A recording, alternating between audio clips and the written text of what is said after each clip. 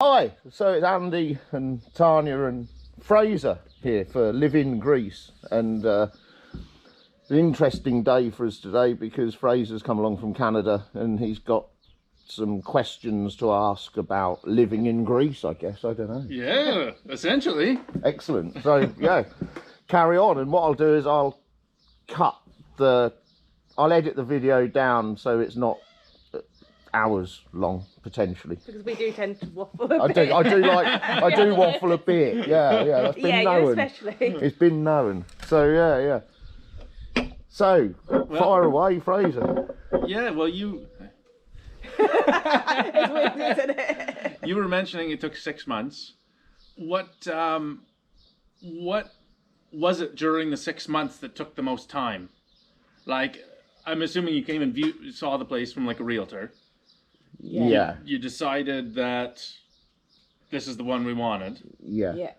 You made an offer. Yeah. Is that how that worked? Yeah, we made a lower offer than what it was, and that actually took a little while going backwards and forwards, didn't it? That was the thing that took 4 months. Did it really take 4 months? Really? Was viewing it from first viewing it to the seller officially accepting the offer that we put in. Okay. They had accepted it, but it was officially accepting it. The problem was that it wasn't owned by one person. It was left. This is what I've heard. This is what I've read online. Is you've got multiple people with their kind of fingers in the pie. Yeah, families and Exactly right. That's exactly what it was. There was a family, and it was. I think it was a brother, a sister, and an aunt. I thought it was. Or 2 brothers and an aunt. No, I thought it was. I think it was one brother. I think it was 2 brothers and a sister. I don't know, but anyway, there was 3 people involved. There was 3 they didn't all people live in involved, Greece. and one person lived in Spain. And I think the other 2 lived in Athens, and 2 of them agreed on the price, and one of them didn't. Okay. So it was a problem with them deciding to accept the price, and they thought they had other interest in the property, which turned out to be true in the end. Although I didn't think they did have, and I think they were just saying that to see if we'd offer more money. But I went back to the agent and I said, no, this is the money that I have to spend on this property. I can buy it now, or I can buy another property for that value somewhere else. Right. So if they want to sell it for this money, it's here, let's go. If they don't want to sell it for this money, then I'll buy this one, or I'll buy this one, or I'll buy this one. Or I won't buy one. Or not, because I didn't need to buy a house in Greece. It was kind of just a bit random, really. just an idea. So that was the toing and froing for about 4 months, 3 or 4, 3 or 4 months. Getting everybody on the same page. Was to say, right. And this was all through the realtor. Like the realtor was making the offers. Yeah. Okay. And then they found out that it wasn't all legal. Was that right? Or he hadn't paid his tax on it, or something. So to sell a house, the seller has to have completely paid up on the tax, and the footprint has to match what's on your deeds, doesn't it? So it has to be completely legal. Otherwise, and if not, they have to pay a fine before they can sell it. Okay. So they can't pass it on to us for the fine. Yeah. So anything before 1974 didn't need too much in the way of planning permissions and things like that. Okay. Anything after 1974 does. It needs to be by the book kind of thing. And because this house was originally built in the mid-1950s, it didn't have a set of plans that showed when it was built. All they had was a set of plans from post 1974. Right. And it didn't show the extension. Which is the workshop. Oh no, it showed the extension, but originally what they'd submitted was the old plan. Is that with the outside toilet here? Yeah. Yeah. So everybody likes an outside toilet. It was just a hole in the ground. If you can get away with it. Yeah. So it was a problem because what they were the plan of what they were trying to sell didn't match the plan that was registered with the government. Kind of in England we'd call it the land registry. Right. I don't know what they call it here, but it's kind of, it didn't match up. So they then said, okay, if you want to sell it, you have to submit the plan to local government to update that, and then it was like, well, you don't have permission to build the extension. So then the guy had to pay a kind of a fine for not having permission to build it, kind of thing. So it wasn't a problem. It's really common that this happens All in you have to do Greece. is pay up. Would it be safe to say that if the house was built after 1974, you might have an easier going of If people if they did have, it properly after 1974? So for example, when we moved in, we thought, okay, actually we might extend. Because there's only one, as you saw, one tiny bathroom. We thought, okay, maybe we'll build another bathroom on the front. We thought about turning this into a granny annex. If we'd have done that without an engineer and getting permission and everything, it would be fine until it comes to selling it. Then we would get a big fine. But as it turned out, we didn't do it in the end. But that's pretty much how it works, isn't it? We decided not to do it in the end. We decided to keep it more traditional and we didn't want to pay with the price of the house again for the extension. Well, yeah, that was the other thing, isn't it? It's like, why buy a house at a certain price and then spend another same again on the house? Why not just buy a bigger house in the first place? Right. It's only us two, so There's only two of us, so it's fine. It's fine for what it is. So it was just going. It was just literally red tape, really, wasn't it? And of course we had to get our tax number. So you had to buy a house here. You have to get a tax number called an A for me, or AFM. That all takes time. Definitely need a lawyer to help sort that out. English speaking lawyer. Otherwise you'll have problems.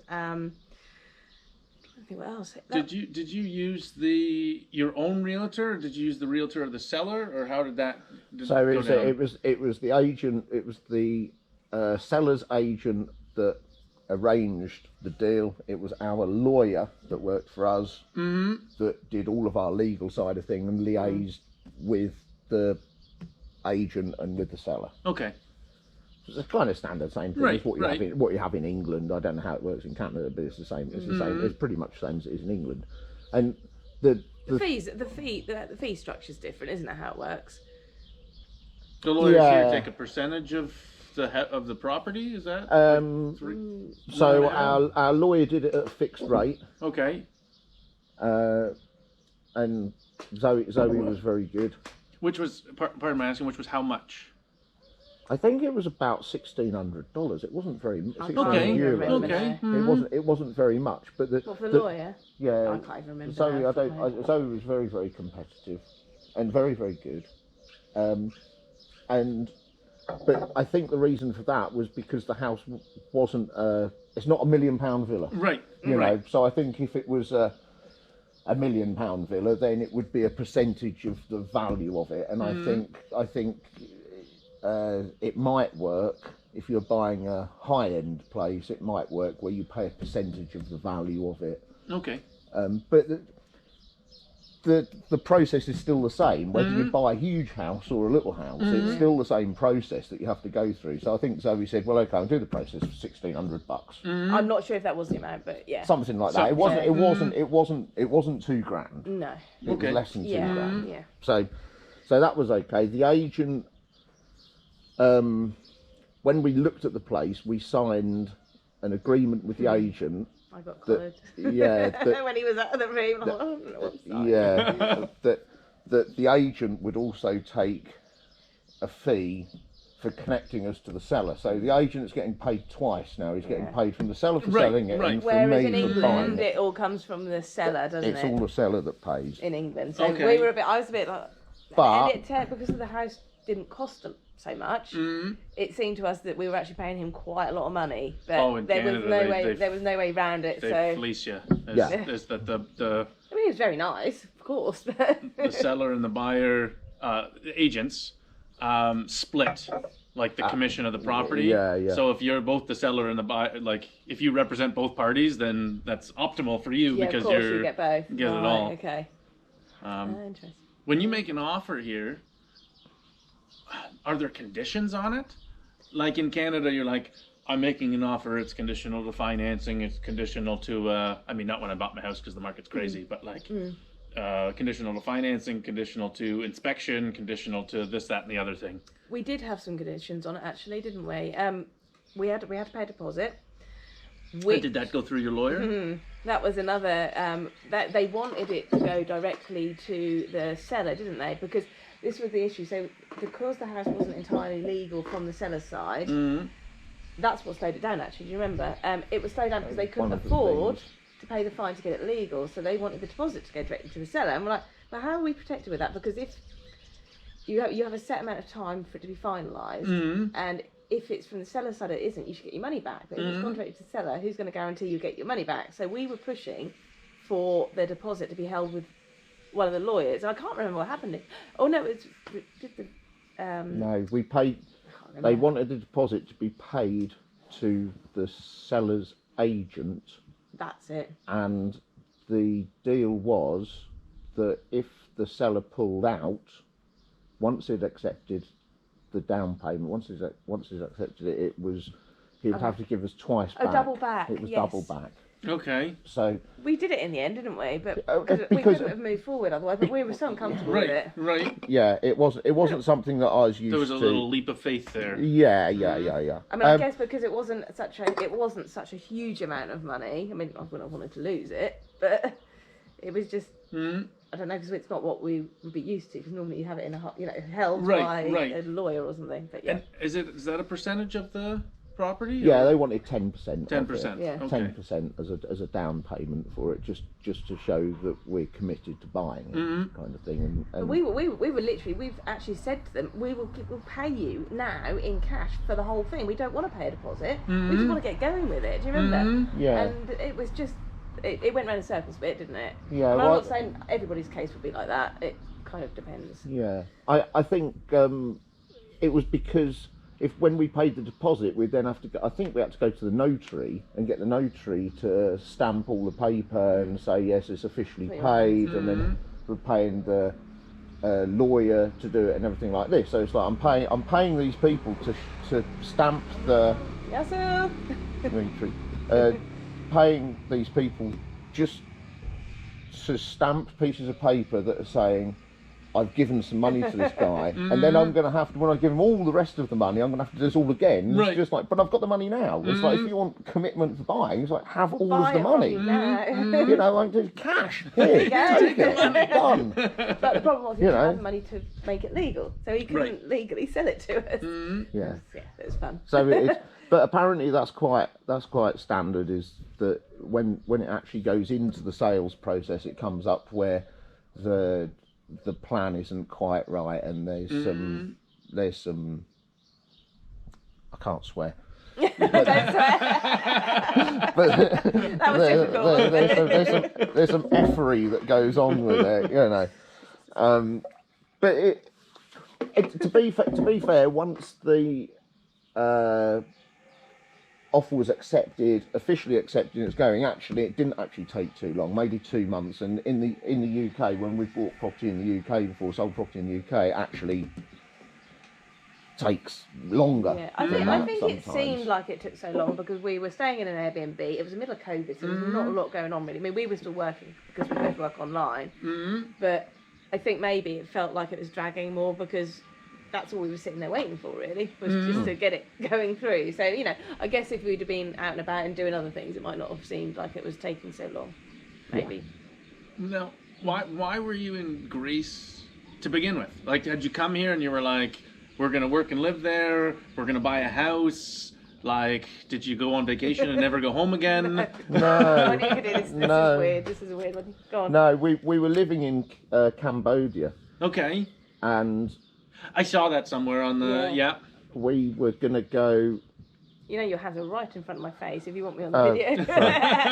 Like this. Okay. I don't mind.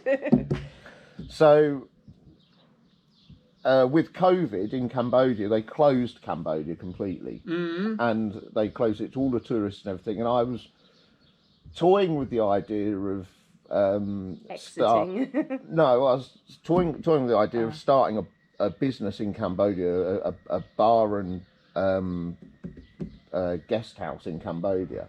And me and one of my friends were looking at properties to start that process, to start building this business. And then COVID happened. Luckily, like before we signed a 10-year lease on it. Yeah, Right, thank goodness. right. So, God, if we'd have signed that, we'd have been knackered because they just shut Cambodia for like two years. Yeah. But when they did that, it was kind of like, well, that's blowing that into the weeds. We'd seen this place online on Boxing Day before COVID, but we hadn't thought anything of it. Like, oh look, this looks nice. That was it. But it went It's kind of what can you do if you're stuck in your own house and you're in lockdown, and then looking at the history of the Spanish flu and everything like that, and it was like, well, there's a potential that we're going to be locked down for up to 2 years or more. What can you do at home in 2 years that's not boring? And it's like, oh, a house renovation. You know, this was our third, so we'd already done one in England. We'd already had another property in England that we'd spruced up a bit and turned that over. So it's kind of like, well, okay, well,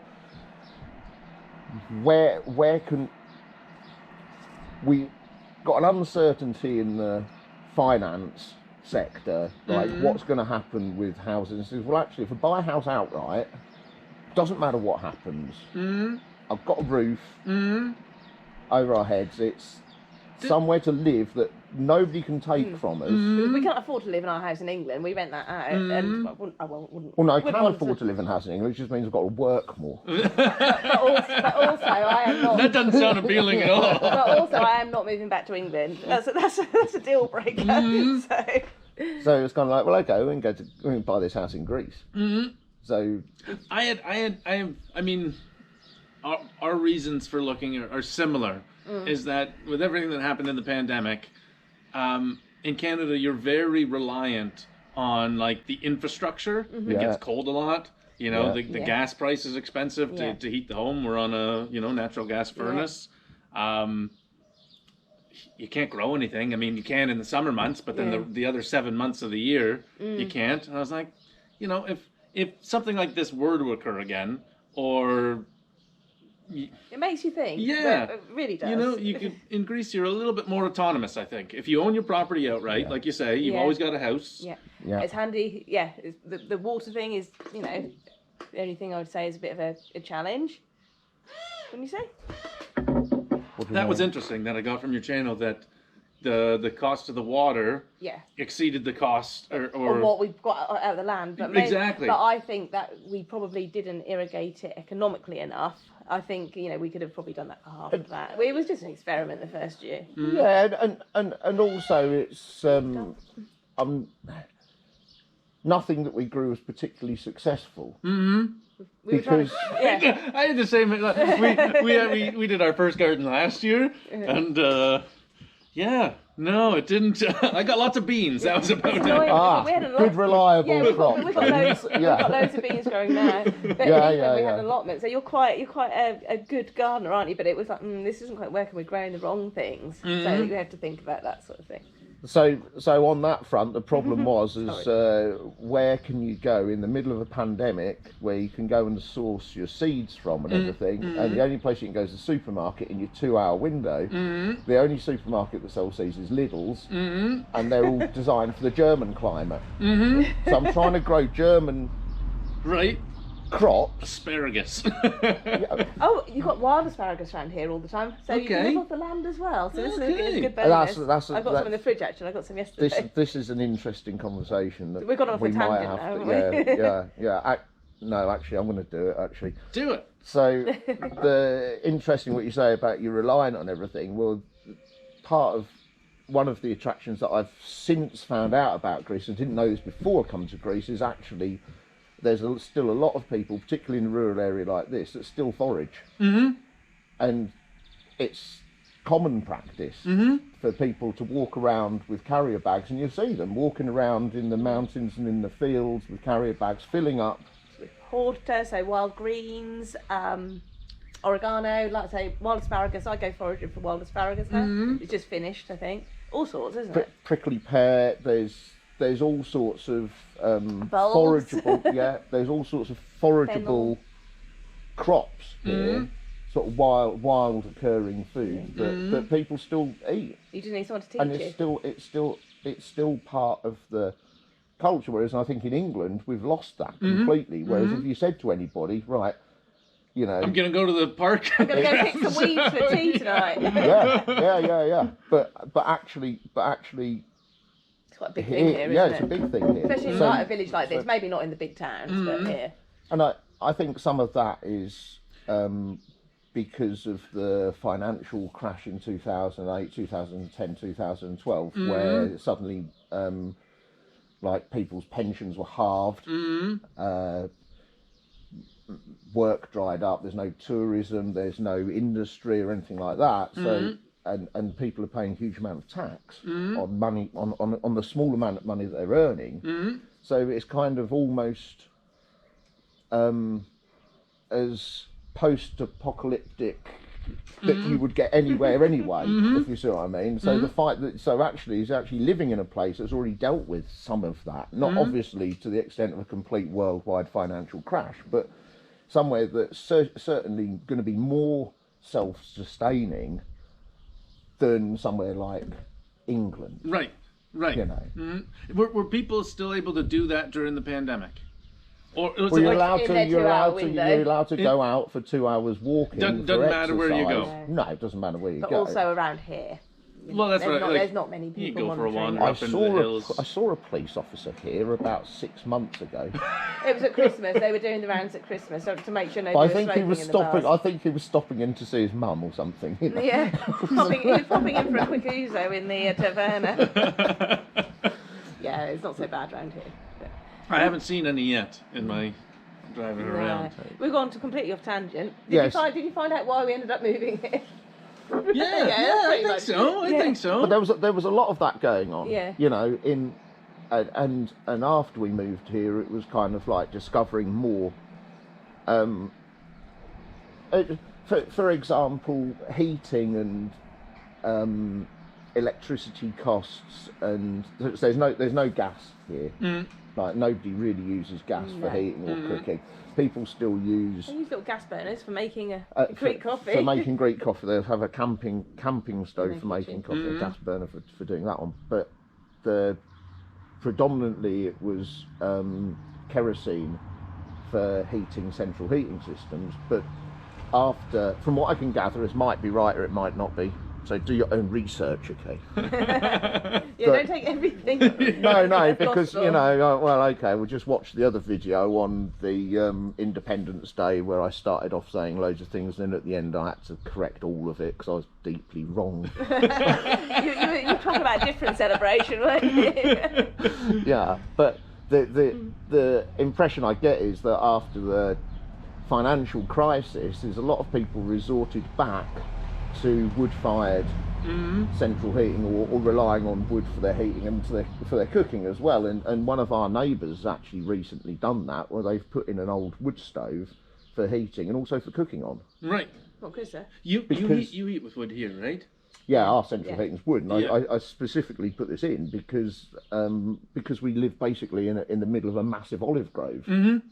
And one of the byproducts of growing olive is olive wood, which everybody burns, and it burns green. It doesn't burn very well, but it burns green, and there's a surplus of it. If you don't take that wood, every year with the olive trees, you have to prune cut them and you cut the dead wood out, and you prune the tree, which lets airflow through the tree and sunlight into the tree, because then it improves the crop. If you don't do that, if you don't take that wood, then the tree becomes less productive. They take off a lot each year, because I go running around here, and at a certain time of year, I'm like, wow, they've taken a lot off these trees, but they hardly look like they've had anything taken off. Right. There's piles of it, isn't there?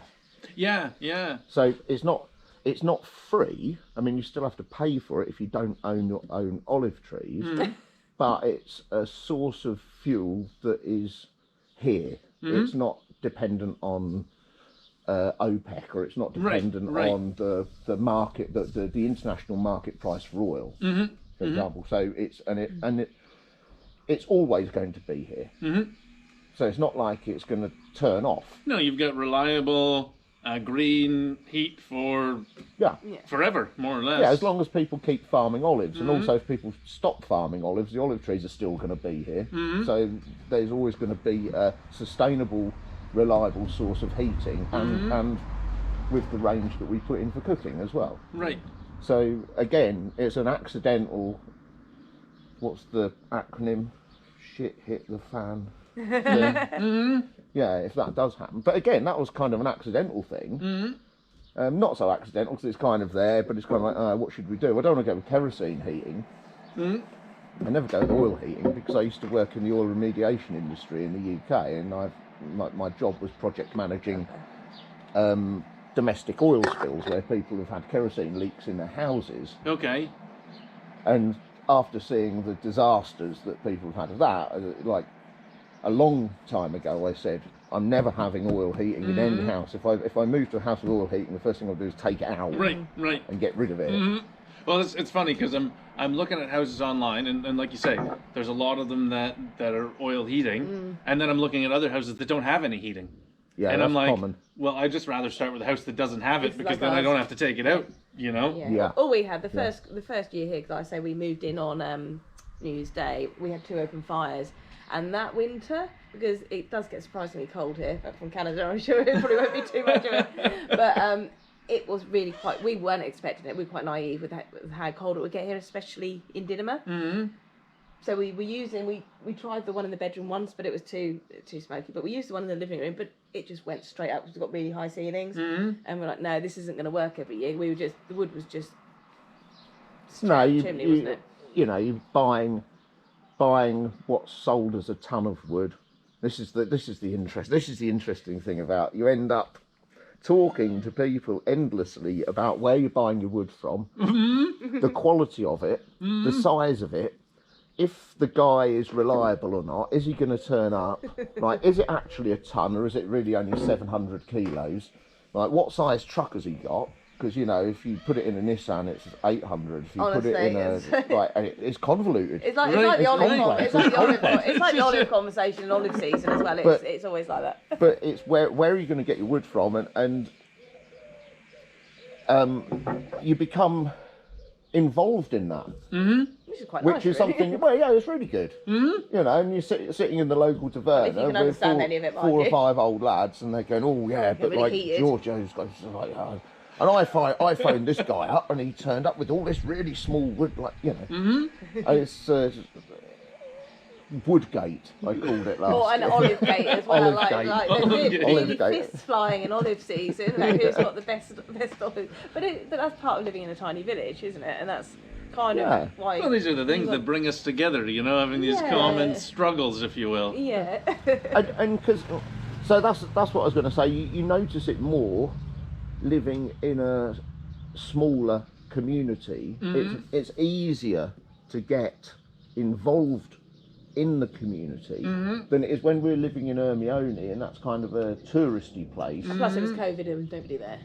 Yeah, but when we first moved there, it wasn't lockdown. No, it wasn't completely locked. They just come out of lockdown. They come out of the first lockdown. Yeah. So, but that meant there was no tourists there. So there wasn't really anybody there. No, and no, and it's a big place, but we basically, in 6 months, the only people we really could have a conversation with was Maria, the taverna owner, and a couple of her staff, wasn't Julie it? and her And lawyer Julie, daughter, Julian and our We lawyer, didn't and that was make any it. friends there, or even acquaintances really, because it wasn't even like you'd go in the like little local shop and like get to know them by name. It just wasn't like that. Whereas here, Well, you know what it's like when you come and ask the butcher where does Andreas Butcher doesn't live, and know. he's like, go and ask, he knows, and then you go there and they say, oh, he in lives fact, to be here. fair, probably the butcher is probably the only one that wouldn't know, because we only bought meat from him 2 or 3 times, haven't we? Yeah. But anybody else will pretty much go, oh yeah, they're Well- crazy English on the Well, corner. I've driven through all of Greece on Google Maps, Right. right? And I've driven through Dinama, and I'm like, it's not that big a place. So like, It's No, like a it's not. maze. No. it is. When I came in, I was like, oh, actually, this might not be the greatest, because there's just tiny little streets going everywhere. He pranked the side of the hire car when we first came here, just going around a corner on a step. So we didn't drive into the centre of town after that, did we? No, we didn't drive down any back roads After that. But But it I was- sometimes now, I'll go for a walk or I'll go to the shop and I'll take the around town, like, wait a minute, where on earth am I? It's so, despite the small size of it, it's like a little it's like a rabbit maze. warren. Yeah, eventually, if you walk around it enough, you eventually get your bearings, the right but way. I've sometimes ended up using one of the wind turbines. As a guide. There it is. I go towards that one and I'm there. Or go round in a circle. Oh right, I'm back here again then. Right, okay. Well, I'll go this way. And then eventually you just go to the cafe. You're like, could you take me home, please? Well, you've gone past Which the way's my taverna so house? many And they're like, times. oh no. Yeah, you've gone past the taverna so many times. Well, I might as well just go in. Then. So that's. But it's I- easier to integrate in a smaller community, a rural community. I found it's been nothing but really accepting and welcoming. It's a struggle sometimes because we've been so busy, we haven't learnt that much Greek. I mean, it is starting to come along now, and a couple of people in the village have taken us under their wing, and they speak pretty good English, probably better now because they're stuck with us a lot of the time.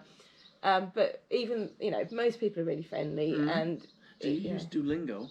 I did when I first got here, but Okay. I've got Greek Pod 101 now, of course. But Okay. it's not. I think the main problem is the time. We haven't had the time to learn, have we? So much. No, It's and This is not an endorsement, but Duolingo. Well, I yeah. learned German with Duolingo, and I just thought it was phenomenal. Like it was. the link for Duolingo is in the description below. Okay, we're not affiliates. Okay, it's just a recommendation Maybe it from could be, Fraser. So I know we've completely waffled from like your one question, your first question. No, haven't we? no. Sorry. You said you were never going back to the UK. Not to live. No, we'll go back for visits. And and if we needed to go back, I mean, we went back a couple of times in the last 2 years for family reasons. We stayed for a 3-month stretch and a 1-year stretch at one point, a 3-year stretch and a month and a bit stretch. So obviously, I mean, that's one of the reasons we came to Greece, so we would be closer to family in the UK. But I have no desire to move back to the UK. When we left the UK, it wasn't to move back, was it? It was to travel and live and work abroad, basically. I mean, the fact that we did this was partially probably because of COVID, but it's been a good thing to do. Definitely. It's But I have no desire to similar. go back to England, not to live permanently, no. What was the final? What was the final straw? That was it. The weather. Yeah, because it's the Canadian weather that drove me away. I think it was the weather. It was everybody says it, don't they? Like the rat race. Like you'd go to work at 5:30 in the morning. I'd get up and go at 7 or 8. I was commuting to. Well, I used to work in Norwich, which is where I live. But by the end, I was commuting to Peterborough 4 times a week, wasn't I? And it was just like, because we spoke about doing it when we retire. And then one day it was like, well, should we just go and live in Cambodia now? Or should we travel to Cambodia and travel? And I was like, yeah, okay then, right. And we just started selling everything, rented the house out, and that was it. And we haven't kind of looked back, really. that was 2016. That was. So, Okay. 2016 when we first started it. I've got a travel blog now as well, which I do when I have time, not that much recently. The link is in the description below. But Cantravelwilltravel.com. I mean, you sometimes talk about maybe going back and doing a bit of contracting, don't you? Occasionally. But I'm like, no. Oh, hello. It's similar. This isn't our You've dog. got a friendly dog, Yeah. eh? You never know. This one's okay. You're all right, aren't you, boy? We did have a dog that came out at 4 o'clock every day for a little nap, but then somebody took him for stud, clipsied him, and apparently he'd been stolen for stud because he wasn't good enough. He was like a hunting dog. He was really nice, wasn't he? But he was kind of, I think he had an issue with his legs, so he wasn't any good for hunting. But somebody obviously saw his potential, and it was quite sad because he was quite nice. He was no, oh Rudy. Hang on. Let me pause this for a minute. I'll get rid of these dogs. Yeah, right. So, hang on. Is this working? Hello, are you working? Yes. I think that's good. Your accent. Yeah, so we stopped the dogs barking. That was the prelude. to That's that. right. Was it? That's right. And where did we get to? We told you. Oh, you asked us why we came here, wasn't it? Yeah. And we went off on a tangent about World economics. world and- economics, water, and fuel, and all sorts. So yeah, over to you again. Then, if you've got any other questions. Insurance, homeowners insurance. Is it a thing here? It is. Yeah, yeah. Does it protect against earthquakes? No. Well, it depends. Not for this house, it doesn't, because it's too old. Okay. Um, This is my my missus. This is one. No, this is me as concern. well. When we bought the house, so we've got our insurance through our local bank, Piraeus. We might be able to get it cheaper somewhere. I don't know, but that's something to look into when we next renew it. It's not actually that bad though. But How much is it? Pardon my asking. I think the car insurance was more than the house insurance. Wasn't Yeah. it? I think maybe 160 for the year or something. Oh wow. Wow. It's definitely under 200. Like It's- that's I'm sure the UK's It's quite a not bit as different. much as it is in the UK. No, and but the thing is, my main question was, is it insured against an earthquake? But we've not felt an earthquake. This area, I don't think it's too much of an issue, especially not in our little bowl. But that was my question. They said no, because your house is too old, so we can't. I mean, not if only that isn't going to go anywhere. The walls No, are like this. no. But that would be my question as well. So I think if you're in an earthquakey area, thinking about the age of the house is worthwhile. I can't think what year it's over where they had to earthquake proof them, and then they 74 would again. I think insure it's it. 74 again, 74. where they insisted on some kind of steel reinforcement. If it was a concrete built thing, they required. I think, I'm not sure. Do your own research. I could be wrong. Probably am. But from what I can make out is that they required some degree of steel reinforcement in a concrete building Okay. of suitable Standard. caliber Yeah. to protect against earthquakes. But the thing is, so you can't get earthquake insurance if your house is before that age and built in a certain way. But the thing is all of these old houses, in their design, more earthquake resilient. Probably they're so Then- short. They're short and stocking. If you look at the wall thickness on this, it's like 3 foot thick We've got walls. two houses in one here, haven't we? We've got one built inside another, haven't we? Yeah, this one's brick lined on the inside. When they lined the inside of it, it's actually stone walls. I think it used to be a shop or a stable Yeah. or house like animals in the living room. Yeah, the living room used to be a stable, and the back part used to be a farmhouse, but or cottage. But the design of these houses, they've been standing for. Some of them have been standing for hundreds of years. Well, this is also what I said. You don't have to worry about earthquakes. Look at the ruins. Like, they're still well preserved ruins. Yeah, they're pretty much still there. But I think with the insurance though, this But covers. you can get insurance on everything else. Yeah. Like Like fire, same as you would flood, lightning strike. If you're going to use it as a holiday torrential. home or rent it out, you have to have security cameras for it to be insured for like when you're not there. Right. With this one, we're insured for up to 6 months away, aren't we? I think. Yeah, it Something depends like on your that. policy as well. Yeah. You can go, but the So easiest, yes, it does exist. the Insurance. Same with easiest the car. way, the easiest way we found was just once we'd opened an account with Piraeus Bank. The link is in the description below. Is that it was very, very easy to get insurance, and I just literally just said to them, "Oh, and we want house insurance," and they're like, There you I go. mean, I'm 160 euro. yeah. Is that what you said? 160? It's something like that. 200, Crazy. 150, 200, even if it's 250, It's not, I it's don't under think it is. 200. It's like, it's compared to the UK, Yeah. it's My house nothing. insurance in Canada would just be like the equivalent to like 2,000 euros. Wow, but yeah. Per And year. this is the thing. I mean, we haven't had to claim on it yet. I mean, I don't. To be fair, I can't really say there's not like a great. Well, it's not deal that we burning do. down. No. Well, and the only thing that would burn down would be the roof. And the roof's so high, that would be really unfortunate. They're beautiful. These old, Yeah. the roof, the woodwork in the roofs. Yeah, very nice. I really like them. So I think insurance, yeah, it does exist. I think when it comes down to renewing, it might be worth it. But then, like I say, it's so cheap. It's the time it would take me to try and find something cheaper. I might as well just work for an hour. Everything's a compromise as well, isn't it? It's like if you buy a. When we stayed in that Airbnb, that was a reinforced You concrete. talk about the one in Nicaragua, in No, Leon? in Hermione. Oh, when we I thought stayed you in that were one in talking about Hermione, and it was in the winter, and it freezing. was freezing and damp as hell. So you can see in the Maybe walls don't put this in the video. Okay, and in the ceiling where the The reinforcements were. no, the insulation was. Okay. So you see, put like the polystyrene insulation inside the wall, which is as flammable as hell anyway.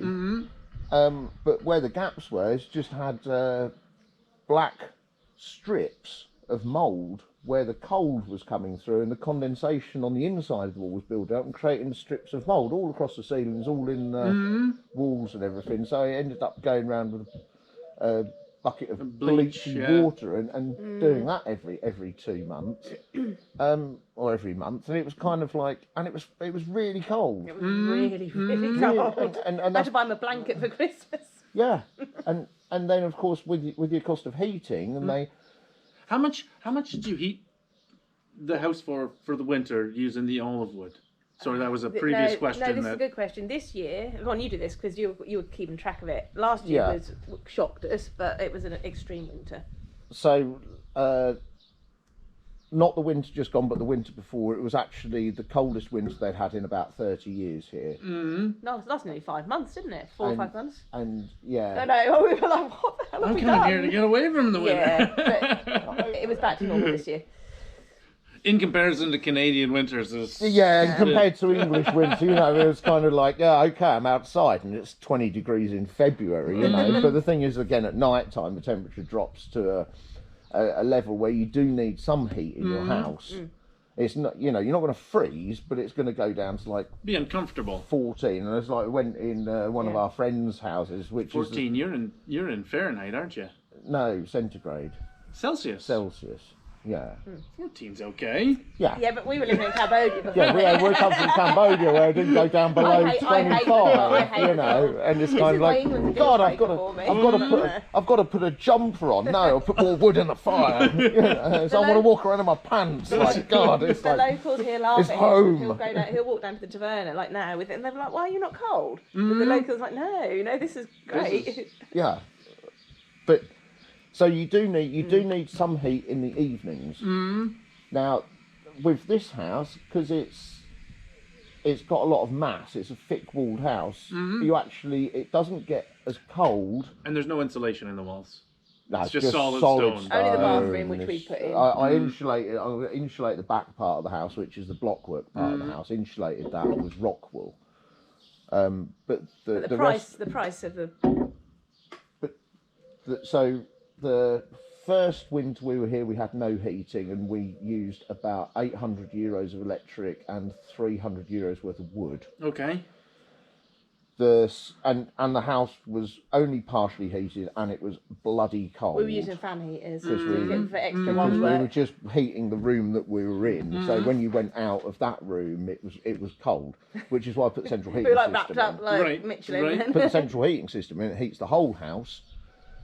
The next winter, when we'd got that in, it was a really cold winter, and we used 11 tons of wood. Okay. Over about 4 or 5 months. Yeah, over about 5 months. Starting in September, ending in about March, April How time. much was it? 100 or 120? And it was 120 euros for a ton. It's not With really delivery. a ton. This is where we're getting to Woodgate, isn't it? Right, So it's right. not really a ton. It's half a It's ton. 700, 800 kilos, and it's a load. It's not a ton. Okay. Right. But then this year, 6. Yeah, we used 6, didn't we? And it's not all gone yet. 6, and I've still got a bag over there with half a load left in it. Okay. So if you said So a good winter, 6. €500 to heat winter. the whole house, and sometimes like We use a fan heater occasionally. Sometimes it's not worth firing up the wood stove if it's just a bit chilly in the evening, and we've been working all day and we're going straight to bed. So we'll just whack that on here. for half an hour or an hour. hour or something, Although we might not do that again after our last electric bill. I don't know. It's still not that bad. No, it's not But- really. So our last electric bill, I think, was sort of €240 for 4 months, wasn't it? Yeah, and this one was the last one I've just got is 410. For 4 months. But I was a bit shocked, but they've changed all the tariffs and stuff because the electric's gone up everywhere. So I think it's more that than that we used a lot more. I know we did use double, didn't we? Because of it. That's because he's been sitting in his office with his fan heater on. Well, yeah, but it's So what temperature do you keep the house in the wintertime? normally at I'll get my way. 21, 22. Okay. But if you run the wood burner, and it's cold because there's no minimum setting on it, really. Right. You fire it up, and sometimes It it goes just up to goes. 28, 29 in the kitchen, which is why I put the fan in the kitchen, and I turn that up, and it pushes all of the heat that sits in the roof, in the ceiling of the kitchen. It pushes it all down and out into the living room and into the rest of the house. So it's kind of warm air combined with radiators. Yeah. but the kitchen is, it's quite nice sitting there for an evening when it's That's actually our 25 normal degrees. spot. and Sit one side each of the. It's cold outside. You sit one side each of the wood burner and have a beer. It's Friends in England. But the problem with the living room is we put all these. party happens in the kitchen. We put all the radiators in, and unfortunately, even though we got the biggest one possible for the living room, it still doesn't quite heat because it's so high. So that's why we got the little wood burner in the living room as well. Just so it's That's a 5.5 kilowatt wood burner, and when you fire both of them up, like it's toasty. Then it's fine. Right. But then you're burning twice as much. But we don't do that wood. very often. We only But then do that you if we're only having need to an do evening. that if We might do it if we've got if somebody came round, or if we're sitting there of an evening, which watching actually telly we or haven't had time to something. do for months. No, but yeah, I mean, that wood burner in the living room is like a rocket stove. Right. We were sitting there one night and we looked. I was like, wait a minute, you like it's actually burning red on top. Yeah, it's like the top of it is glowing red hot because we've got a 6.5 metre draft up a straight flue. Right. So even when you close it right up, it draws like a bloody steam train. It's got. Your table's wobbling. I hope it's on the floor. That's not wobbling. That can't wobble. It weighs, Maybe it's you. it weighs 3/4 of a ton. I ain't going anywhere. That's comparable to Canada in terms of price. Then Yeah. I'd say I spend 800-900 euros for the year Yeah. on heat. Are you fuel? So I got wood I got a gas furnace. Okay. And then a gas stove in the living room, which is more for aesthetics than it is for heat. Yeah. But when you get the both of them going, then you're up to 84 degrees in the living room. Yeah. I mean, we were quite surprised actually. The cost of living here isn't that much lower, if at all. I mean, the supermarket. Every time we've been to the supermarket in the last 2 years, every time we go, I'm like, bloody hell, I've only got 2 bags. It came to that much, and every time it seems to. So when we first got here, it wasn't too bad, was it? But then it's like that everywhere, and it's steadily going up. And so I would never say to anybody, Greece is a cheap place to live. I mean, yeah, okay, you can get a beer for £2.50 and a big beer for £2.50. No, sorry, it's not anymore, is it? £3. It went up the other week, but 2.5. So that's good compared to everything. So a beer is. But I think grocery shopping isn't particularly. I mean, if you know where to go and you can shop around and get your deals, but it's not particularly cheap, is it? For groceries. I was surprised in comparison to the last time I was here, which was 5-6 years ago. Yeah, it's definitely gone up since then. Yeah. It's like, So what were you noticing was the increase in like groceries or in eating out or? Actually, the eating out seems to be fairly similar. To be honest with you, like it's not too bad actually. It depends where you go, of course. If you go high end or you go lower end, we go to our local tavern and you can get a slap up like feast for like €20 a head. Can't you? Easily. Which is really good. And you can get your Slovaki pita for like probably $3 now. So you can eat really cheaply. I used to, I had a big Greek salad and a pork steak with chips, a beer for €18.50. Yeah, that's not bad. And then the guy brought me dessert on top of that, which I don't know what it was. It was like some little almond thing that was like cooled with some sort of. Oh, it was fantastic. But sweet and sticky. and if you're on the islands, you'll get a free ouzo as well. Not around here though. But the cost of living isn't that cheap, is it? But I think that's the same everywhere because when we first moved here, it was comparable. But then, we generally shop at Lidl, and that's kind of a European-wide supplier, and I think the price is the same everywhere. Germany, Greece doesn't matter. Yeah, I don't. When we first got here, though, we used to go every Thursday and do our shopping at the market in Hermione. There's like a farmer's market there. Not a farmer's market, a local market. And we were buying our stuff there to start with, thinking, oh yeah, this will be cheaper. And it's great produce and it's delicious. But then one week we didn't make that market and we went shopping and so I was like, wait a minute. Well, you actually said, didn't you? You were like, actually it's cheaper to do our veg shopping in the supermarket, which is a shame because it's not such good quality. But it was a lot cheaper, wasn't it? Yeah, it was significant. It was, It wasn't. It was. Yeah, Not it was. It horrible. was cheaper. It was like maybe 10% cheaper. I mean, I would prefer to shop at the farmers market, obviously, but it was like, oh, Well, it's a good day out as well. Yeah, isn't it? that's Go to one of Ernie our and then you go to the market and then meet up with a few people for a coffee and a slice of cake. You know, at lunchtime. Coffee and cake. That's very German of you. Yeah, well, there's a few Germans there, so it's kind of like, you know, yeah, maybe in the afternoon go But for we a normally beer work. as well. Well, you work Monday to Wednesday, don't you, online? So when it gets to Thursday, Pardon me. Am I remembering that correct? Is that teaching English? Yeah. Okay. Yeah, teaching English. but you try to online. only work Monday to Wednesday. I mean, this week we've been swapping around a bit lately with house and stuff, but Yeah. So when it gets to Thursday, it's like, okay, time for a day out, because you're in the village like until then. It's like, right, let's get out of our bowl. But yeah, cost of living, but it's not any worse. It's not more than England. And for utilities, mortgage, rent, and things like that, it's cheaper for us to live here, isn't it? Yeah. Definitely. And like car insurance, things like that. Our car insurance is. How much is your car insurance, pardon my asking? It's on your phone. What's your phone? Oh, I don't know. It's like 160 or something. So yeah, okay. So that is also Well, for two of us. So the house, either one or the other. That's good. That's good. Like Yeah. Canada The house or the car, one of them is about 80 and one is about 160, but I'm not sure which way round it is. So No, between the two, 80's the breakdown insurance. yeah, of course, sorry, yeah. We've got separate breakdown insurance. Okay. Yeah, so if I'd be 1,200 euros for my car insurance in Canada yeah. for the year.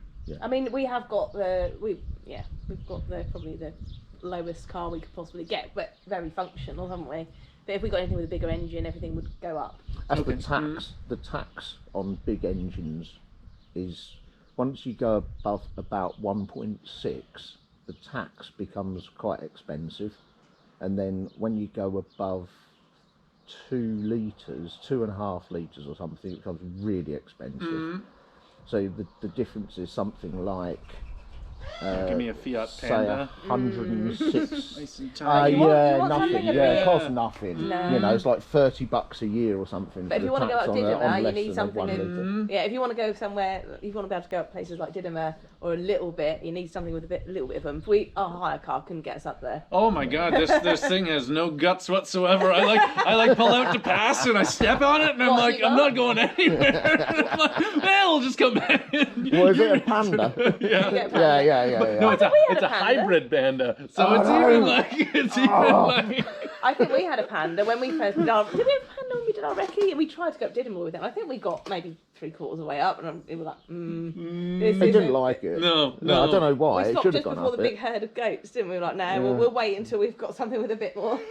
Well, that's why you see a lot of small 4x4s, like Suzuki Samurai. Oh, the little Toyotas. We really wanted like a sort of the 1.3 engine micro 4x4s, because they're actually ideal, especially in a small village when you're going down small streets. Which happened to us in Ermione, was you drive down a street and it's like, I'll fold the wing mirrors in. Right.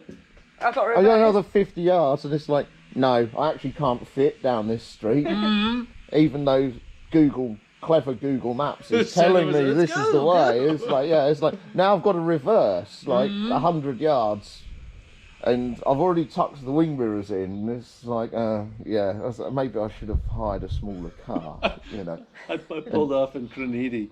And I was like, I'll just do a little quick once through the village to kind of like get a feel. Yeah. So I start going up this little winding street, and it gets steeper and it gets get to the steeper. traffic lights. And then I get to the traffic light. I hate this. And then 3 calls pull up behind me, and I'm like, okay, Yeah. put on the parking brake, Yeah. rev it up. It literally took me probably a year before I would drive into Cronedy by myself, purely because of that hill. And when I'm coming around the corner, I'm like, please be green, please be green, please be green. And it never happened. I've never had that light. No, about 3 times in 2 years. And that I light's been always green. stop like with a decent distance from the one in front of me, but the ones behind me come right up my bum, and I'm like, I wouldn't do that because I am not that good at. He normally drives. I mean, I do drive, but he normally drives, and I'm like, because I'm quite liable to roll back when I try the stuff.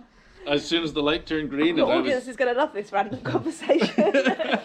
So, if you're going to move to Greece, I recommend a small 1.3 engine 4x4, particularly if you want to drive around small Greek villages in the mountains. And nothing too flash because it will be dinged pretty quickly. Our car got shunted over the road out here. Yeah. Yeah. I didn't get the insurance on my rental, so I'm hoping. Where have you parked it?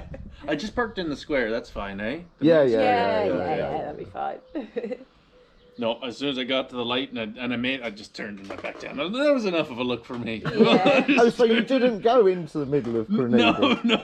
Oh no, Grenada's nice. That's our there's actually like our, is it called administrative centre? So if we want to go and sort out anything governmental or anything that needs forms or lawyers or anything, banks, that's where you go. Banking. And if it's higher than that, you have to go all the way to Naflio. Okay. So yeah. But Grenada's all right in the centre of it. You don't have to go that way in either. You can go the other way. You can keep on going, following the road round, and you come in the back end of it. Right. It's nice. Middle of Grenada's quite nice. But again, it's just literally a triangle with a what's in the middle of it, like a taverna, tavernas and chairs, and a taxi rank and a kiosk. I really like that. It's like just in Canada, as we've moved to like the Walmart box store model. So you get like they clear a field, they build a Walmart, a Canadian Tire, 3 or 4 like a Kelsey's restaurant and everything, and then they duplicate it everywhere. Yeah, just pick it up and and there's like we've lost that space to mingle. Yeah. And like you say, every town in Greece has a little. Spain. It's got like not a plaza like Spain, but it's almost got like crossroad type thingy, haven't they? Yeah. Oh, it's the same here. It's like the middle of the village here. It's like we've got a population of 700. We've got 5 bars, a taverna, a takeaway. We had 2,500 people here a week ago on Monday for Tulip Festival. Okay. From all the villages around, they all came in for this music, dancing, and you would never expect it in a village like this, would you? No. It was crazy. It was. No, I used it as my wife has concerns about moving to a smaller place. And she's like, we're not moving to Didyma just because you're making friends there. Do you know what? I think I get on with your wife. That sounds exactly the sort of thing I would say, doesn't it? Doesn't it? It sounds like exactly the sort of things I would say. That sounds like that literally could be one of our conversations. But I don't think it is. To be I fair, think if you moved anywhere that isn't. I'll tell you more off camera later. I think if you moved anywhere that wasn't on the tourist trail, and it's not near the sea, so you haven't got the holiday home thing. We've still got like a lot of houses in this village are actually owned by families that are now relocated to Athens, and they only come here for the holidays. You know, but they're kind of like going back home. Right. You know? And then you notice that so there's a week's holiday in August or something, isn't there? A big kind of, and then you'll see that all the families, like all the families have all just gone again now, but they've all been back for Easter and they've all been back for that. But the rest of the year it is, your wife is it's fairly quiet. But like I say, we've now made friends outside of Didyma, which is good because you know we go out and about and do different things. Because it's not far. No, but also there isn't any other. We've got actually no. There is another expat in the village who's just bought a house up there. Another English guy. Okay. Well, I say just, and he's here at the moment over from England. So. Do you like him? Yeah, he's fine. Yeah, he's great. Are you saying that just for YouTube? Of course we do. No, if it's for YouTube, no, he's a complete. Like that. Crowding our space here. No, Apple and Decker are great. But I think that's a reflection of how things are changing, though. I think there's going to be more. I think this area is up and coming. I think it's going to be more people looking to settle here. Well, I think, and this is the conversation that we've been having, is that why, like, I mean, I'm sure that you could come up with a reason, but why wouldn't you move to Greece? It's like, if you've got good weather, good food, and you are able to work, we're moving towards like a kind of work remote. Yeah, so you're trying to do that as well, right? Yeah. And it took us a while to do that, actually, and you know, it took a while, and it came together, and it does go in, it does go like this. Sometimes you've got loads of work, sometimes you haven't. I wouldn't go back. Mm. No way, I wouldn't go back to an office. Yeah, so. No. And so for me, it's, I mean, not necessarily Greece, but for me, it's more like, why would I move back to England? Right. No, But I really like Greece. I like the climate. I'm not so keen on the winter. So the original idea was to be here in the nice months and use this as a base for working in those months and then travel. But we haven't got that far yet because we've been doing the house up. So that was our original plan. Yeah. Yeah, we were originally wanted to go to Portugal. We got priced out of the market there. Oh, really? That's getting really popular, and just with digital nomads as well. Yeah. One of my friends, you met her in Cambodia. She came with her mum, temple seeker, travel blogger lady who I helped with her blog. But she became resident in Portugal, but she must have got in there just in time, I think, and she got a little apartment. But it wasn't.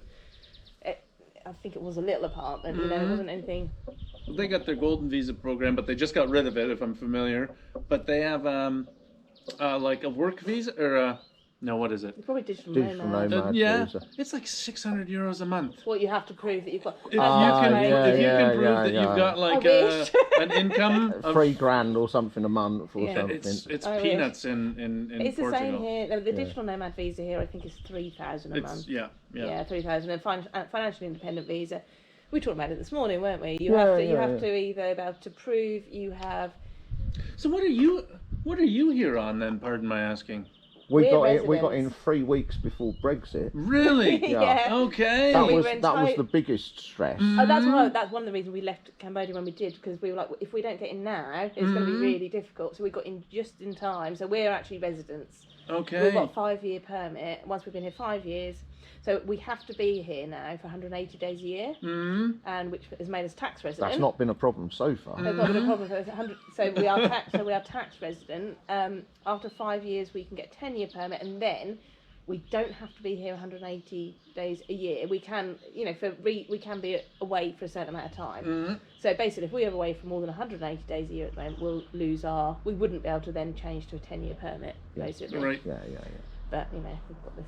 So we got lucky. Well, not lucky. We just got in time, didn't we? And all of that was red tape as well. So thank goodness. But that's why you need a lawyer to sort that out for you, because there's no way I could navigate. It's minefield, isn't it? So the Greek administrative system, if you think it needed updating in 2008, and then there's been no money to update it since 2008, it's still running on 1998 kind of system. So they just got Windows XP. no, not even a computer. Right. So when driving license. So license gate. Yeah, excellent. We were told we had to exchange our English licenses for Greek as we were resident. It turns out we didn't need to do that, but we have. You could tell this one. Excuse me for a minute. At the end of Brexit, there was like the year crossover, and then at the end of the year, sort of downturn, and then there was a date when Brexit rules stopped officially, and then we've exited properly. Right. In the following months, there was some confusion as to what we should do with our driving licences, whether we could keep our English driving licences or whether we had to exchange for a Greek one. So it was decided 1 week that we had to exchange it for a Greek one. So we started that process to be in accordance with the law and everything, and our licence was cancelled in the UK, and we had to take our English licence to the licensing centre in Nafplio, give it to them, and then they would process us the Greek licence with the entitlements on the Greek licence the same as the entitlements on the UK licence. Okay, and so they said they processed it and they didn't know where my licence was. Even the licensing office in Nafplio didn't know where it was.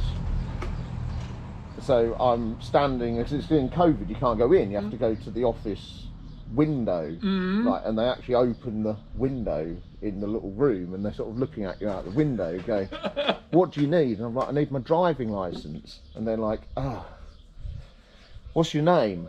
And I was like, my name's this. And they're like, They go to a box file on the wall, and they've got this huge bookshelf on the wall with box files with letters on it, one set in Greek and one set in Roman. Roman alphabet, and it's kind of as they're looking at that, and they take down the one with my initials on, or the first part of my surname on, and then there's nothing in it. It's like actually empty. Are you still telling the driving license story? Yeah. So they're just like, we don't have it. We don't have it. And it's like, well, where is it? And they're like, oh, it's in Crenedy. And it's like, well, that's an hour away. We're flying. And tomorrow I need to go to England. I need to rent a car. I need my driving licence to rent a car. And they're like, no, it's in Crenedy. You have to. And I'm like, hang on a minute. You phoned the lawyer. Phone Zoe. Zoe. Because she works in Naflio, her office. She works in Naflio, but she knows the KEP staff, which is like the government staff in Crenedy, and also she knows them in Hermione and also in Portugal, which are the surrounding towns. So she phones Crenedy. She goes, no, I phoned Maria, whatever her name is, in Crenedy. She says it's not there. Apparently, I'm like, oh, okay. So I'm like, no, it's not in Crenedy. My lawyer says it's not in Crenedy. I spoke to the KEP staff in Crenedy. She says, I know, it's in Hermione. It's anywhere but here. Yeah, it's not. It's Go not here. away. My patience has gone by this point. So I'm I have no like, Zoe, no, apparently it's not. It's in Hermione. She goes, goes, "I'm well, on my my mother way." knows a woman that is in charge of Hermione. I'll get in touch with her. She says, no, it's not in Hermione. It's like, right. My lawyer says it's not in Hermione, and they're like, well, it's not here. I'm like, I need it tomorrow, and they're like, yes, can't help you. It's not here. And I'm like, Back on the phone to Zoe. so she goes, don't worry. Me and the boyfriend are on the way. They're both lawyers. They're both lawyers. Don't worry, we'll come down. And so they turn up. They're like, licence in Greek. Blah, blah, blah, blah. I'm just standing back, like watching them. They were like, we'll be here arguing. tomorrow morning. I said, oh, yes, it will be here tomorrow morning. Well, it needs to be here tomorrow morning because I have to drive through here to go to Athens to catch a plane, right? So I get there in the morning, on the way to the airport. But you made me stay in the car, didn't you? Because I want to get somewhere else. Yeah. She's like, no, just stay there. I was being slightly more diplomatic. Head loose on them. And then, hang on. Where have you gone? No, I'm joking, of course. They haven't been beamed up by aliens, it's fine. What happened was the battery ran out on the GoPro, and at the same time the memory card filled up. And then the three of us decided to go to Aguilo's Cafe and drink another beer in there, which turned into 2.